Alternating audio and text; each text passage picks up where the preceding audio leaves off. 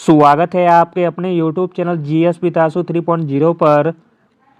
BPSC TRE 4.0 के लिए आज हम लोग भारतीय राष्ट्रीय आंदोलन से संबंधित 20 अति महत्वपूर्ण प्रश्नों को देखने वाले हैं इस वीडियो में।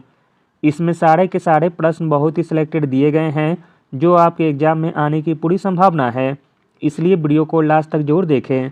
वीडियो स्टार्ट करने से पहले आप लोगों से एक ही रिक्वेस्ट है, प्लीज़ वीडियो को लाइक और सेशन ख़त्म होने के बाद किसी भी एक ग्रुप में शेयर जरूर कर दीजिएगा। वैकेंसी बहुत ही जल्द आने वाली है, इसलिए हर दिन प्रैक्टिस करते रहिए।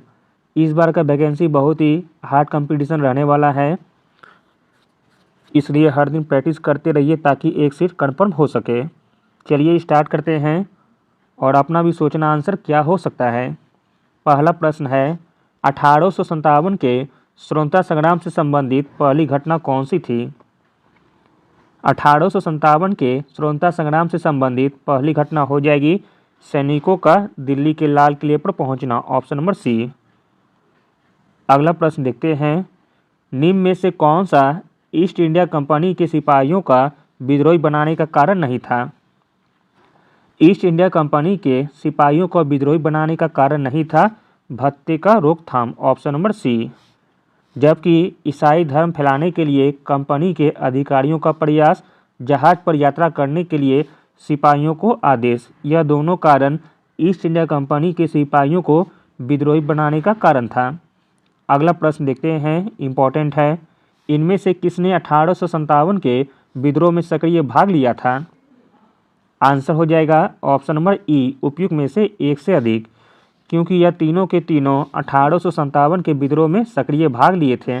नाना साहब कानपुर से लिए थे, बेगम हजरत महल लखनऊ से, मौलवी अहमदुल्ला फैजाबाद से तथा बेगम जीनत महल दिल्ली से भाग लिए थे। अगला प्रश्न देखते हैं, इम्पोर्टेंट है, भारतीय राष्ट्रीय कांग्रेस के द्वितीय सम्मेलन में कितने मुस्लिम प्रतिनिधियों ने भाग लिया था? प्रश्न इम्पोर्टेंट है, भारतीय राष्ट्रीय कांग्रेस के द्वितीय सम्मेलन में 33 मुस्लिम प्रतिनिधियों ने भाग लिया था, ऑप्शन नंबर ए। जबकि पहला सम्मेलन में 2 मुस्लिम प्रतिनिधियों ने भाग लिए थे। अगला प्रश्न देखते हैं, हिंदुस्तान सोशलिस्ट रिपब्लिकन एसोसिएशन का गठन किसने किया था? हिंदुस्तान सोशलिस्ट रिपब्लिकन एसोसिएशन का गठन किया गया था भगत सिंह के द्वारा, option number A. Hindustan socialist Republican association एक क्रांतिकारी संगठन था। पहले इसे हिंदुस्तान रिपब्लिकन आर्मी के रूप में जाना जाता था, जिसकी स्थापना राम प्रसाद बिस्मिल, सचिलाल बख्शी, सचिलाल सान्याल और जोगेश चंद चटर्जी ने की थी। अगला प्रश्न है, इम्पोर्टेंट है, किसने जलियांवाला बाग हत्याकांड घटना के विरोध में अपना सर नाइट का खिताब वापस करने की घोषणा की थी? तो दोस्तों वह थे Gurudev Rabindranath Thakur, option number B.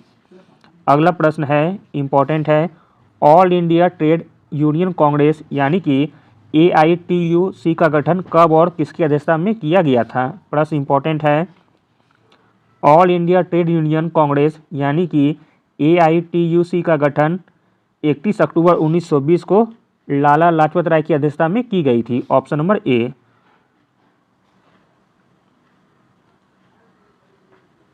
अगला प्रश्न देखते हैं, इम्पोर्टेंट है, निम्नलिखित में से किसने बड़ी बुद्धिमानी के साथ अलीपुर षड्यंत्र मामले में अरविंद घोष का बचाव किया था? अरविंद घोष का बचाव किया गया था चितरंजन दास के द्वारा, ऑप्शन नंबर ए। अगला प्रश्न है, इम्पोर्टेंट है, मुजफ्फरपुर में किंग्स फोर्ट की हत्या का प्रयास कब किया गया था? मुजफ्फरपुर में किंग्स फोर्ट की हत्या का प्रयास किया गया था वर्ष 1908 में, ऑप्शन नंबर ए। मुजफ्फरपुर में किंग्स फोर्ट की हत्या का प्रयास किया गया था खुदीराम बोस और प्रफुल्ल चौकी के द्वारा वर्ष 1908 में। अगला प्रश्न है, हेडगेवार ने किस वर्ष राष्ट्रीय स्वयंसेवक संघ की स्थापना की थी? हेडगेवार ने राष्ट्रीय स्वयंसेवक संघ की स्थापना की थी वर्ष 1925 में, ऑप्शन नंबर डी सही हो जाएगा। राष्ट्रीय स्वयंसेवक संघ का मुख्यालय जो कि नागपुर में है और इसका स्थापना केशव बलिराम हेडगेवार ने की थी। अगला प्रश्न है, इम्पोर्टेंट है, अगला प्रश्न देखते हैं, वह कौन थे जिन्होंने अनुशीलन समिति की स्थापना की थी? अनुशीलन समिति की स्थापना की गई थी पी मित्रा के द्वारा, ऑप्शन नंबर ए। अनुशीलन समिति की स्थापना 1902 में कोलकाता में की गई थी। अगला प्रश्न देखते हैं। अगला प्रश्न है, निम्नलिखित में से भारतीय राष्ट्रीय कांग्रेस के किस अधिवेशन में बाल गंगाधर तिलक ने अभिव्यक्त किया था, स्वराज मेरा जन्मसिद्ध अधिकार है, मैं उसे लेकर रहूँगा? तो दोस्तों यह घोषणा की गई थी लखनऊ अधिवेशन 1916 में। लखनऊ अधिवेशन 1916 की अध्यक्षता की गई थी AC मजूमदार के द्वारा, यानी कि अंबिकाचरण मजूमदार। अगला प्रश्न है, भारतीय राष्ट्रीय कांग्रेस के निम्नलिखित अधिवेशनों में किसकी अध्यक्षता में श्री विजय राघव चेरियार ने की थी? कौन से अधिवेशन की अध्यक्षता विजय राघव चेरियार ने की थी, आपको बताना है। तो दोस्तों आंसर हो जाएगा ऑप्शन नंबर बी, नागपुर अधिवेशन 1920 का। नागपुर अधिवेशन 1920 की अध्यक्षता की गई थी श्री विजय राघव चेरियार के द्वारा। अगला प्रश्न है, किसने कांग्रेस को सूक्ष्मदर्शी अल्पसंख्यक जनता का प्रतिनिधि बताते हुए उसका मजाक उड़ाया था? आंसर हो जाएगा option number B, Lord Dufferin ने। अगला प्रश्न देखते हैं, निम्नलिखित में से कौन भारतीय राष्ट्रीय कांग्रेस की स्थापना अधिवेशन में उपस्थित नहीं था? भारतीय राष्ट्रीय कांग्रेस के स्थापना अधिवेशन में उपस्थित नहीं था, वह हो जाएंगे Surendranath Banerjee, option number D. अगला प्रश्न देखते हैं, 1857 के विद्रोह के बाद ब्रिटिश सरकार ने सिपाहियों का इन प्रांतों से चयन किया था। 1857 के विद्रोह के बाद ब्रिटिश सरकार ने सिपाहियों का जिन प्रांतों से चयन किया था वह प्रांत हो जाएंगे गोरखा, सिख एवं पंजाब उत्तर प्रांत से, option number C, Gorkha, Sikh एवं पंजाबी उत्तर प्रांत से। अगला प्रश्न देखते हैं, लंदन इंडियन सोसाइटी और ईस्ट इंडिया एसोसिएशन की स्थापना निम्नलिखित व्यक्तियों में से किसके द्वारा की गई थी? आंसर हो जाएगा ऑप्शन नंबर ए, दादा भाई नौरोजी के द्वारा। उन्होंने यानी कि दादा भाई नौरोजी ने 1865 में लंदन इंडियन सोसाइटी और वर्ष 1867 में ईस्ट इंडिया एसोसिएशन की स्थापना की थी। अगला प्रश्न देखते हैं, 1916 के प्रसिद्ध लखनऊ समझौते पर डैश के बीच साइन किए गए थे? प्रश्न इंपॉर्टेंट है। 1916 के प्रसिद्ध लखनऊ समझौते पर साइन किए गए थे बाल गंगाधर तिलक और मोहम्मद अली जिन्ना के बीच, ऑप्शन नंबर बी। अगला प्रश्न है, आसान सा प्रश्न है, फॉरवर्ड ब्लॉक की स्थापना किसने की थी? फॉरवर्ड ब्लॉक की स्थापना की गई थी सुभाष चंद्र बोस के द्वारा, ऑप्शन नंबर ए। भारतीय राष्ट्रीय कांग्रेस का फॉरवर्ड ब्लॉक 3 मई 1939 को सुभाष चंद्र बोस के द्वारा बनाया गया था।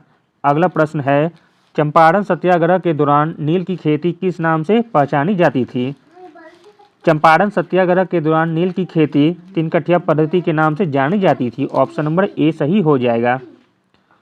नील की खेती के लिए चंपारण एक महत्वपूर्ण स्थान था। चंपारण उत्तर पश्चिमी बिहार का एक जिला है। चंपारण में नील की खेती का प्रमुख पद्धति तिनकठिया पद्धति थी। इसमें रैयत को अपनी भूमि के 3 कट्ठा प्रति बीघा नील की खेती करने की बाध्यता थी, अर्थात उसकी जोत का 3/20 भाग। अगला प्रश्न है, निम्नलिखित में से किसने poverty and un British rule in India पुस्तक की रचना की थी? आंसर है ऑप्शन नंबर डी, दादा भाई नौरोजी ने। अगला और अंतिम प्रश्न है, किस वर्ष महात्मा गांधी ने किसानों के समर्थन में गुजरात के खेड़ा जिले में सत्याग्रह किया था? तो दोस्तों वह वर्ष था वर्ष 1918 का, ऑप्शन नंबर डी। 1918 में महात्मा गांधी ने किसानों के समर्थन में गुजरात के खेड़ा जिले में सत्याग्रह किया था।